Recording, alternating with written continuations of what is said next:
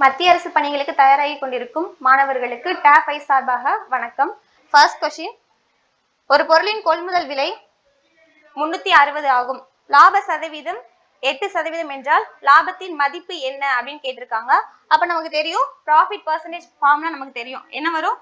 Profit percentage equal to profit by CP into 100. So என்ன பண்ணணும்? Profit பர்சன்டேஜ்க்கு வந்து நம்ம கொடுத்துருக்காங்களா 8% கொடுத்துருக்காங்க. நெக்ஸ்ட் என்ன? ப்ராஃபிட் வந்து நம்ம கேட்டிருக்காங்க.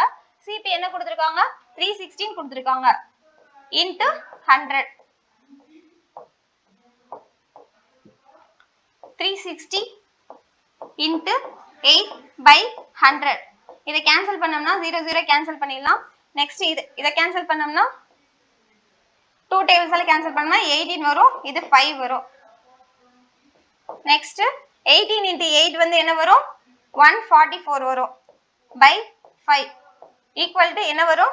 28.5 வந்துரும். ஆப்ஷன் A வரும். நெக்ஸ்ட் கொஸ்டின், ஒரு பேக்கின் விற்பனை விலை 1056 மற்றும் லாப சதவீதமானது 20%.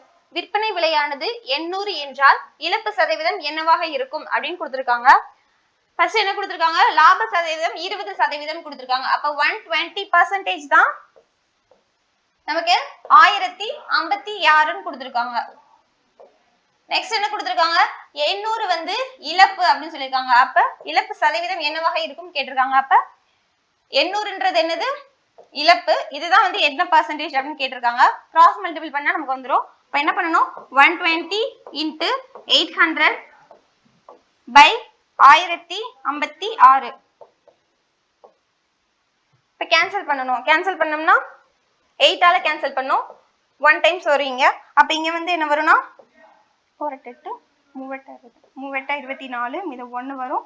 2 டைம்ஸ் வரும். அப்போ 132 வரும். அடுத்து மறுபடியும் இது 12 ஆல கேன்சல் பண்ணா இது 1 டைம்ஸ் வரும். இது 11 டைம்ஸ் வரும். அப்ப நமக்கு இங்க என்ன வரும்? 10 into 100 என்ன வரும்? 1000 வரும். by இங்க என்ன இருக்கு? 11 இருக்கு. இது நம்ம கேன்சல் பண்ணோம்னா என்ன வரும்னா 9.09 வரும். 9.09% வரும். Option A. நெக்ஸ்ட் கொஸ்டின், பின்வரும் எந்த எண் 9 ஆல் வகுப்படும் அப்படின்னு கேட்டிருக்காங்க. 9 ஆல் வகுப்படுறதுக்கு வந்து கண்டிஷன்ஸ் இருக்கு. அது என்ன கண்டிஷன்னா, இந்த டிஜிட்டை ஃபுல்லா நம்ம ஆட் பண்ணணும். 4 plus 1 plus 3 plus 1 இதை வந்து ஆட் பண்ணோம்னா நமக்கு என்ன வரும்னா 9 டேபிள்ஸால மல்டிபிள் ஆகிற நம்பர்ஸ் வந்து வரணும். இல்லைன்னா 9 வரணும். அப்ப 9/9 கேன்சல் பண்ணா நமக்கு வந்துருச்சா? 1 வந்துருச்சு. அப்ப வந்து 9 ஆல எந்த நம்பர் டிவைட் ஆகும்னு கேட்டா ஆப்ஷன் D 4131. நெக்ஸ்ட் கொஸ்டின், ஒரு ஸ்மூதி ரெசிபியில் பழங்களும் யோகர்ட்டுகளுக்குமான விகிதம் 5:2 மற்றும் யோகர்ட்டுகளுக்கும் தேனுக்குமான விகிதம் 3:1 எனில் இந்த ரெசிபியில் பழங்களுக்கும் தேனுக்குமான விகிதம் என்னன்னு கேட்டிருக்காங்க. அப்ப ரேஷியோ மாடல் இப்படி போடுவோமா? A:B:C இப்படி போடுவோம். ஃபர்ஸ்ட் என்ன கொடுத்திருக்காங்க? 5:2 கொடுத்திருக்காங்க. அப்ப A வந்து 5, இது வந்து 2 கொடுத்திருக்காங்க. நெக்ஸ்ட் என்ன கொடுத்திருக்காங்க? 3:1 கொடுத்திருக்காங்க. அப்ப இந்த இடத்துல 3 வரும், இங்க 1 வரும். அப்ப இந்த இடத்துல வந்து நமக்கு எதுவுமே இல்லாதனால இந்த அட்ஜசன்ட்டை வந்து நம்ம இங்கே எழுதிக்குவோம். இந்த வேல்யூஸை வந்து நம்ம இங்கே எழுதிட்டோம்னா எழுதிக்கணும். நெக்ஸ்ட் இதை மல்டிபிள் பண்ணிக்கணும். அப்ப இங்க 2 வரும், இங்க வந்து 6 வரும், இங்க வந்து 15 வரும்.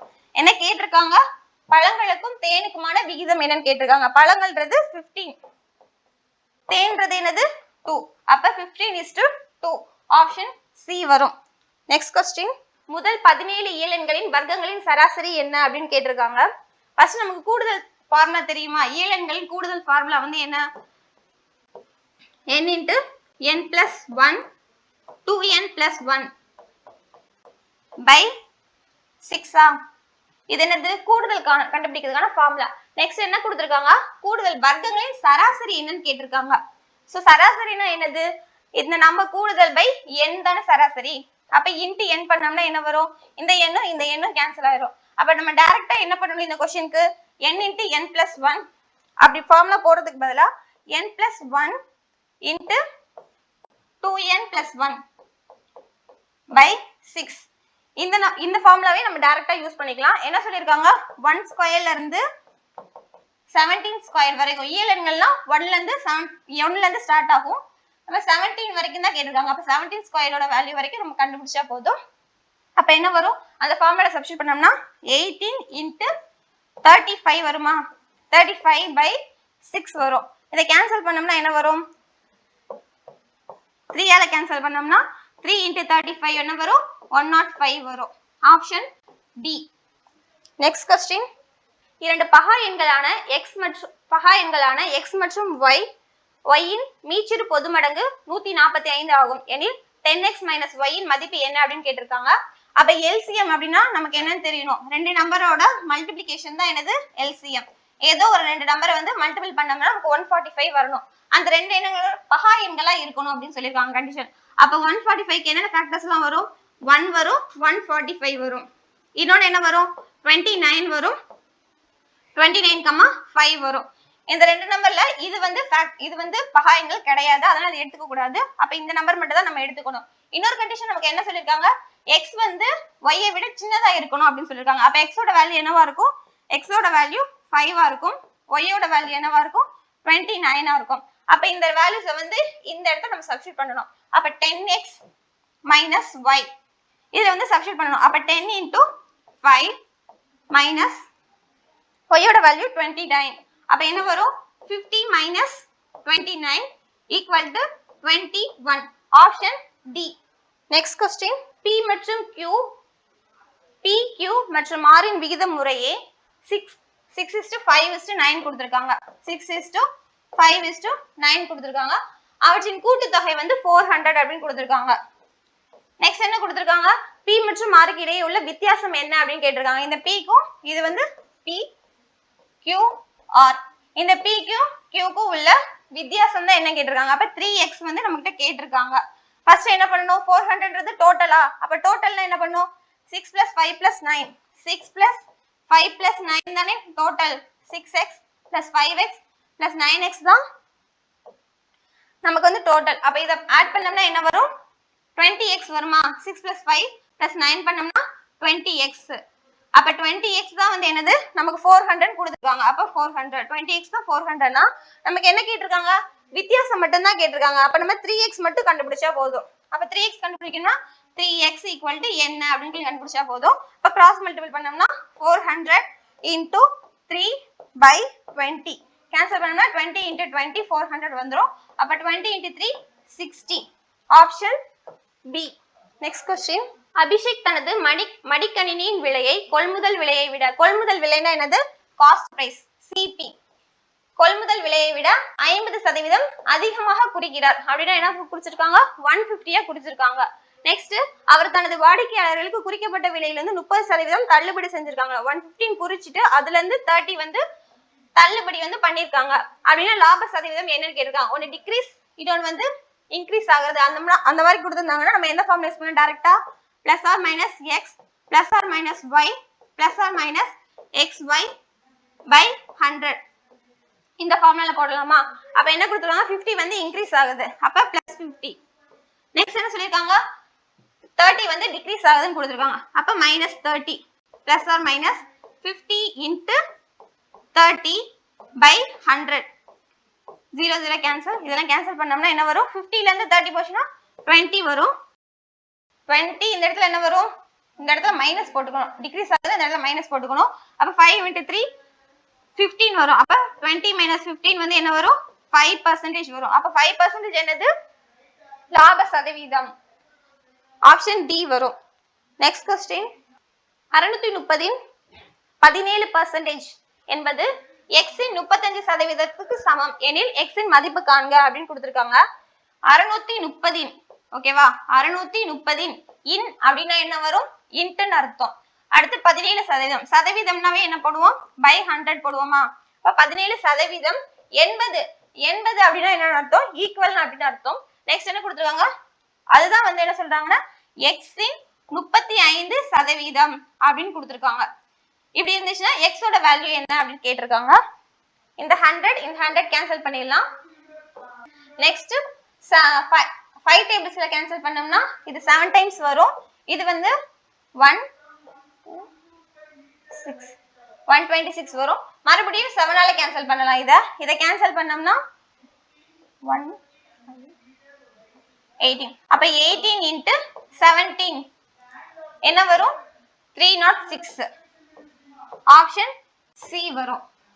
x ஓட வேல்யூ 306. Next question. ஒரு பொருளின் மீது விதிக்கப்படும் வரியானது 17% குறைக்கப்படும் போது அதன் நுகர்வானது 17% அதிகரிக்கிறது எனில் வருவாயில் ஏற்பட்ட சதவீத மாற்றத்தை கண்டறியும் கொடுத்துருக்காங்க. ரெண்டுமே சேம் பர்சன்டேஜா இருந்துச்சுன்னா நம்ம டைரக்டா a² / 100 இந்த ஃபார்முலா நம்ம சப்ஸ்டிட்யூட் பண்ணிக்கலாம். ஏன்றது இந்த 17%. அதாவது ரெண்டுமே வந்து சேம் பர்சன்டேஜா இருந்தா அது எப்பவுமே எப்படியா இருக்கும்? நெகட்டிவ்ல தான் இருக்கும். அதாவது லாஸா தான் இருக்கும். ரெண்டுமே சேம் பர்சன்டேஜா அந்த நெகட்டிவ்ல தான் இருக்கும், லாஸா தான் இருக்கும். அப்ப என்ன பண்ணும்? 17 into 17 by 100. 17 ஸ்கொயர் என்ன வரும்? 289 வருமா? by 100. அப்ப என்ன வரும்? 2.89 வரும். அப்போ D 2.88% குறைந்துள்ளது அப்படின்னு வரும். ஆப்ஷன் டி வரும். 8ஆல் வகுப்படும் 2 இலக்க எண்கள் எத்தனை அப்படின்னு கொடுத்திருக்காங்க. அப்ப ஃபர்ஸ்ட் நம்பர் 8ஆல் வகுப்படுற 2 டிஜிட் நம்பர் என்ன? ஃபர்ஸ்ட் நம்பர் 16 வரும். லாஸ்ட் நம்பர் என்ன வரும்? 96 வருமா? அப்ப நமக்கு ஃபார்முலா என்னன்னு தெரியல. L - A by D plus 1. அப்ப last number 96 minus 16 by D வந்து 8 plus 1. இதை வந்து மைனஸ் பண்ணோம்னா என்ன வரும்? 80 வரும். 80 by 8 plus 1 கேன்சல் பண்ணோம்னா 10 டைம்ஸ் வரும். அப்ப 10 plus 1 11 டைம்ஸ். அப்போ எத்தனை எண்கள் இருக்குமா? 11 எண்கள் இருக்கும். அடுத்த கொஸ்டின். 11 ஆண்களை கொண்ட ஒரு குழுவின் சராசரி வயது 53 ஆண்டுகள். 2 ஆண்கள் குழுவிலிருந்து வெளியேறுகிறார்கள் மற்றும் அக்குழுவின் சராசரி வயது 1 வருடம் அதிகரிக்கிறது எனில் அக்குழுவிலிருந்து வெளியேறிய 2 ஆண்களின் சராசரி வயது என்ன அப்படின்னு கேட்டிருக்காங்க. அப்ப என்ன பண்ணலாம்? 11 ஆண்களின் சராசரி வயது எவ்வளவா இருக்குதா? 53 இருக்கு. அப்ப இதை மல்டிபிள் பண்ணா என்ன வரும்? 583 வரும். நெக்ஸ்ட் என்ன சொல்லிருக்காங்க? அக்குழுவிலிருந்து 2 பேர் வெளியே போயிடுறாங்க அப்படின்னு சொல்லிருக்காங்க. அப்ப எத்தனை வரும்? 9 into வெளியே போனாங்கன்னா என்னவா மாறுதா? சராசரி 54 மாறுதா? ஒன்னு வந்து இன்க்ரீஸ் ஆகுது அப்படின்னு சொல்லுங்க. 1 வருடம் அதிகரிக்குது அப்படின்னு சொல்றாங்க. அப்ப 54 மாறுது. இதை பண்ணோம்னா என்ன வரும்? 486 வரும். ரெண்டுக்குள்ள டிஃபரன்ஸ் எவ்வளோ? டிஃபரன்ஸ் வந்து 97 வரும். என்ன கேட்டிருக்காங்க? 2 ஆண்களின் சராசரி வயது என்னன்னு கேட்டிருக்காங்க. அப்ப இந்த டிஃபரன்ஸ் தான் 2 பேரோட ஏஜ் தான் 97. அப்ப சராசரினா என்ன பண்ணுவோம்? அந்த வேல்யூஸ் பை நம்பர் போடுவோமா? அப்ப 2 கேன்சல் பண்ணோம்னா என்ன வரும்? 48.5 வரும். Option D. Next question. Anil ஒரு வேலையை 80 நாட்களில் முடிப்பார் எனில் அந்த வேலையின் எத்தனை சதவீதத்தை அனில் 30 நாட்களில் முடிப்பார்? ஒரு வேலைன்னு கொடுத்திருக்காங்க. அந்த வேலை வந்து என்னது? 100 வச்சுக்கலாம். 100ன்றது என்னது? 80 நாட்கள்ல முடிச்சிடுவாராம். நெக்ஸ்ட் என்ன சொல்லிருக்காங்க? 30 நாட்கள்ல எவ்வளவு வேலையை முடிப்பாங்கன்னு சொல்லியிருக்காங்க. இது வந்து 100ன்றது ஒர்க், 80ன்றது டேஸ். அப்ப 30 டேஸ்ல வந்து எவ்வளவு ஒர்க் முடிப்பாங்க அப்படின்னு சொல்லி கேட்டிருக்காங்க. டைரக்டா நம்ம கேன்சல் பண்ணா போதும். 100 into 30 by 80. 0 கேன்சல். இது 5 டைம்ஸ் வரும். இது 4 டைம்ஸ் வரும். இதை கேன்சல் பண்ணோம்னா 2 டைம்ஸ் வரும். இது 15 வரும். அப்போ 5 into 15 75 வரும். 75 by 2 வரும். அப்படி பண்ணோம்னா 37.5 வரும். Option C. Next question. ஒரு பொருளின் விற்பனை விலை 2400 கொடுத்திருக்காங்க. என்ன கொடுத்திருக்காங்க? செல்லிங் பிரைஸ் வந்து கொடுத்துட்டாங்க. நெக்ஸ்ட் என்ன சொல்லிருக்காங்க? குறிக்கப்பட்ட விலை அப்படின்னு கொடுத்திருக்காங்க. மார்க்கெட் பிரைஸ் எவ்வளவு கொடுத்திருக்காங்க? 3000 கொடுத்திருக்காங்க. டிஸ்கவுண்ட் வந்து என்னன்னு கேட்டிருக்காங்க. அப்ப டிஸ்கவுண்ட் கண்டுபிடிக்கணும். என்ன ஃபார்முலா இருக்கு? D percentage equal to D by mark price தானே கண்டுபிடிப்போம். அப்ப MP into 100. அப்ப வேல்யூஸ் டைரக்டா சப்ஸ்டிட்யூட் பண்ணா போதும். ஃபர்ஸ்ட் என்ன கொடுத்திருக்காங்க? மார்க் பிரைஸ் எவ்வளவு? 3000 3000. இந்த 2400க்கும் 3000க்கும் எவ்வளவு டிஃபரன்ஸ் வருது? 600. இந்த 600 தான் என்னது? அவங்களோட டிஸ்கவுண்ட் இன்டு 100 கேன்சல் பண்ணோம்னா இது 1 டைம்ஸ் வரும். இது 5 டைம்ஸ் வரும். 100 by 5 வந்து என்ன வரும்? 20 வரும். அப்ப ஆப்ஷன் ஏ வரும். அப்ப தள்ளுபடி சதவீதம் 20%. ஒரு குறிப்பிட்ட தொகை மீது 15% கூட்டு வட்டியில் ஆண்டுக்கு ஒரு முறை கூட்டப்படும் முறையில் 2 ஆண்டுகளுக்கு ஈட்டப்படும் வட்டியானது 967.5 ஆகும் எனில் அந்த தொகை என்ன அப்படின்னு கேட்டிருக்காங்க. இப்ப நமக்கு ஃபார்முலா தெரியும்ல, ஃபார்முலா என்ன? P into 1 plus R by 100 whole power n. இந்த ஃபார்முலா தான், இதுதான் வந்து என்ன கொடுத்திருக்காங்க 967.5 அப்படின்னு சொல்லி கொடுத்திருக்காங்க. n வந்து நம்ம கொடுத்திருக்காங்க, n எவ்வளவு கொடுத்திருக்காங்க 2s ன்னு கொடுத்திருக்காங்க. r எவ்வளவு கொடுத்திருக்காங்க 15 கொடுத்திருக்காங்க.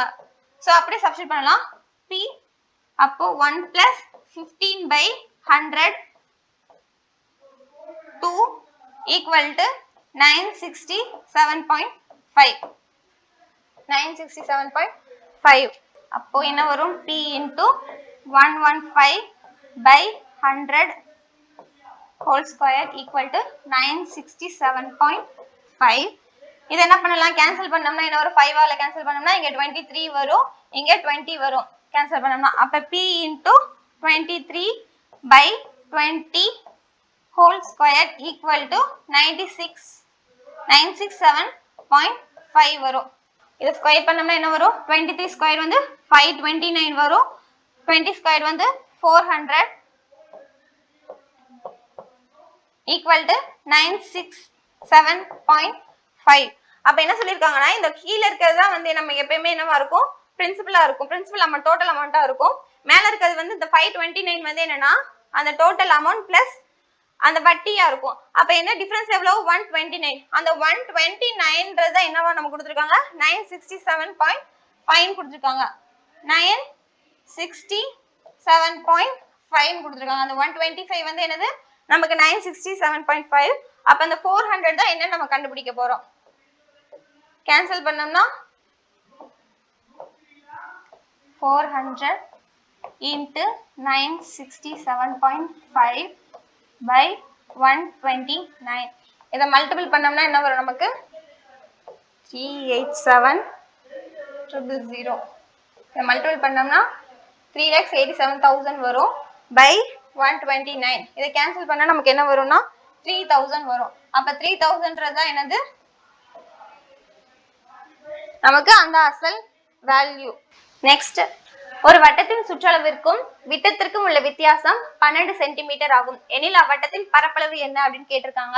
அப்ப நமக்கு சர்க்கம்ஃபரன்ஸும் டயாமீட்டருக்கும் டிஃபரன்ஸ் அப்படின்னு கொடுத்துட்டா நம்ம டைரக்டா எந்த ஃபார்முலா யூஸ் பண்ணலாம்னா 30/7 into r. இந்த ஃபார்முலாலே டைரக்டா நம்ம வந்து சப்ஸ்டிட்யூட் பண்ணிக்கலாம். அப்ப 30/7 into r தான் வந்து என்னன்னு கொடுத்திருக்காங்க நமக்கு 12 அப்படின்னு கொடுத்திருக்காங்க. அப்ப நம்ம r ஓட வேல்யூ கண்டுபிடிக்கணும். அப்ப கண்டுபிடிக்கணும் என்ன பண்ணணும்? இந்த சைடு கொண்டு வந்துடணும். அப்ப 12 into 7/30 கேன்சல் பண்ணோம்னா 6 டைம்ஸ் வரும், 15 வரும், 2 டைம்ஸ் வரும், 5 வரும். அப்போ 14/5. இதுதான் வந்து என்னது r ஓட வேல்யூ. r வந்து என்னது 14/5. நெக்ஸ்ட் என்ன கொடுத்திருக்காங்க? வட்டத்தின் பரப்பளவு என்ன அப்படின்னு கேட்டிருக்காங்க. பரப்பளவு ஃபார்முலா என்ன? a யோட ஃபார்முலா a யோட formula a equal to pi r square. அப்ப என்ன பண்ணும்? 22/7 into r ஓட வேல்யூ 14/5 கண்டுபிடிச்சிருக்கத போடணும். அப்ப 14/5 இத வந்து கேன்சல் பண்ணனும். 1 டைம்ஸ் வரும், இது 2 டைம்ஸ் வரும். இத பண்ணனும்னா நமக்கு என்ன வரும்னா 616 வரும். இத மல்டிபிள் பண்ணோம்னா 616 கீழ என்ன இருக்கு 25 இருக்கா? இத வந்து நமக்கு டிவைட் பண்ணோம்னா என்ன வரும்னா 24.64 வரும். ஆப்ஷன் பி தான் வரும். அப்ப 24.64 சென்டிமீட்டர் ஸ்கொயர் வரும். நெக்ஸ்ட் क्वेश्चन, ஒரு நபர் 6 km/h வேகத்தில் நடந்து 4 மணி நேரத்தில் குறிப்பிட்ட தூரத்தை கடக்கிறார். அந்த நபர் தனது வேகத்தை 8 km/h என அதிகரித்தால் அதே தூரத்தை கடக்க அவருக்கு எவ்வளவு நேரம் ஆகும் அப்படின்னு கேட்டிருக்காங்க. என்ன கொடுத்திருக்காங்க? ஃபர்ஸ்ட் 2 ஸ்பீட் கொடுத்திருக்காங்களா? அப்ப ஸ்பீட் ரேஷியோ என்ன இருக்கு? 6 இருக்கு, 8 இருக்கு. நெக்ஸ்ட் என்ன கொடுத்திருக்காங்க? டைம் ரேஷியோ கேட்டிருக்காங்க. ஓகேவா? அப்ப நமக்கு ஸ்பீட் ரேஷியோ என்னவா இருக்கு? இதை கேன்சல் பண்ணோம்னா 3 வரும், இங்க 4 வரும். ஸ்பீட் ரேஷியோ வந்து எப்பயுமே எப்படி இருக்கும்னா டைம் ரேஷியோக்கு இன்வெர்ஸ்லி ப்ரொபோர்ஷனலா இருக்கும். அப்ப 4:3 மாறிடும். இன்வெர்ஸ்லி ப்ரொபோஸ் பண்ணோம்னா 4:3 மாறிடும். அப்ப 8 கிலோமீட்டர் வந்து அதிகரிச்சோம்னா நமக்கு எவ்வளவு நேரம் ஆகுமா? 3 hours ஆகும். டைரக்டாவே இப்படியே போட்டுடலாம். அப்ப 3 hours வந்து ஆன்சர். நெக்ஸ்ட் क्वेश्चन 2 1/3 1 into 3 அது இது எப்படி இருக்குன்னா 2/3 plus 2/15 plus etc plus இந்த மாதிரி இருக்கும். இத நம்ம வந்து ஸ்ப்ளிட் பண்ணி எழுதிக்கலாம். அப்ப 1/1 minus 1/3 plus இத வந்து எப்படி ஸ்ப்ளிட் பண்ணலாம்னா 1/3 minus 1/5 இப்படி நம்ம எழுதினாலும் நம்மளோட வேல்யூஸ் வந்து மாறாது. அதுக்காக நம்ம இப்படி எழுதிக்கிறோம். பிளஸ் லாஸ்ட் வந்து 1/99 minus 1/100 எழுதிக்கலாம். அப்ப என்ன வரும்? இங்க பிளஸ் இருக்கு, இங்க மைனஸ் இருக்கு, இங்க பிளஸ் இருக்கு. அப்ப எல்லா வேல்யூஸும் என்ன ஆகும்? கேன்சல் ஆயிரும் எல்லாமே. அப்ப லாஸ்ட்ல என்ன இருக்கும்? இந்த 1/1 இருக்கும், 1/100 இருக்கும். அப்ப 1/1 minus 1/100 மட்டுமா இருக்குமா? அப்ப நம்ம இதை எப்படி எழுதிக்கலாம்? 100 minus 1/100 அப்படின்னு நம்ம எழுதிக்கலாம். அப்ப என்ன வரும்? 99/100 அப்படின்னு வரும். ஆப்ஷன் சி வரும். ஏ ஆப்ஷன் கிடையாது, ஆப்ஷன் சி தான் வரும். நெக்ஸ்ட் क्वेश्चन ஒரு நபர் குறிப்பிட்ட தொகையை 24% என்ற விதத்தில் தனி வட்டியில் கடன் கொடுத்தார். 5 ஆண்டுகளில் வட்டியானது கடன் தொகையை விட 1200 அதிகமானது எனில் கொடுக்கப்பட்ட கடன் தொகை என்ன அப்படின்னு கேட்டிருக்காங்க. என்ன சொல்லிருக்காங்க லாஸ்ட்ல? கடன் தொகையை விட 1200 அதிகம். அப்ப பி வந்து பிரின்சிபல் வந்து நமக்கு வந்து கடன் கொடுத்திருப்பாங்க, ஒரு அமௌண்ட் கொடுத்திருப்பாங்க. அந்த அமௌண்ட்டை விட எவ்வளவு இன்க்ரீஸ் ஆயிருக்கும்? B plus 1200. அப்ப இந்த பி பிளஸ் 1200ன்றது என்னது? 120%. அப்ப 120% வந்து நமக்கு பி பிளஸ் 1200. நமக்கு வந்து 20 மட்டும் வந்து என்ன கண்டுபிடிச்சோம்னா போதும். அப்ப 20 மட்டும்ன்றது இந்த 1200. அப்ப 20% வந்து 1200 அப்படின்னா என்ன கேட்டிருக்காங்க? 100% என்ன அப்படின்னு கேட்டிருக்காங்க. அப்ப நம்ம வந்து கிராஸ் மல்டிபிள் பண்ணா போதும். 1200 into 100/20 கேன்சல் பண்ணோம்னா 6000 வரும். Option B. Thank you.